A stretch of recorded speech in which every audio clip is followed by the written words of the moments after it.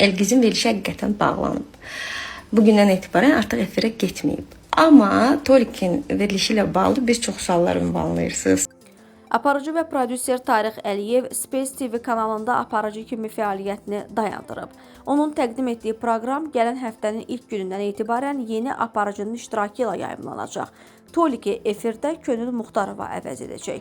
Kanal rəhbərliyinin bununla bağlı yaxın günlərdə rəsmi açıqlama verəcəyi gözlənilir. Tarixin bir günü verilişinin adı dəyişiləcək. Məlumatda bildirilir ki, Tarix Əliyevin efirdən uzaqlaşdırılmasına səbəb son vaxtlar sosial şəbəkələrdə işlətdiyi qeyri-etik ifadələr və qalmaqallı çıxışları olub. Xüsusilə müğənni Səidə Sultanla yaşadığı açıq qarşıdurma və qarşılıqlı ittihamlar ictimaiyyət arasında geniş rezonans doğurmuşdu.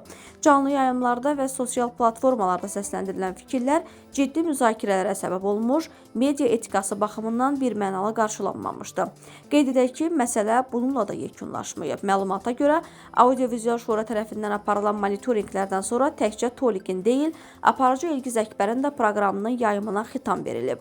Və Tolikin verilişi cümə gününə qədər davam edəcək. Cümə günü Tolik canlı olaraq çıxacaq, hər kəslə vidalaşacaq və öz yerini başqa bir aparıcıya verəcək. Yəni növbəti həftədən etibarən Tarix Əliyev Space TV-dən ayrılmır, əksinə. Ona bu kanalda yüksək vəzifə verilir. Kanalın rəhbəri Vado Karovinin təşəbbüsü ilə o Space TV-nin musiqi departamentinin rəhbəri təyin olunacaq. Tarix Əliyev isə əvvəl bir verilişə sahiblik edirdisə, indi bütövlükdə musiqi departamentinə və bu tip verilişlərə cavabdeh olacaq.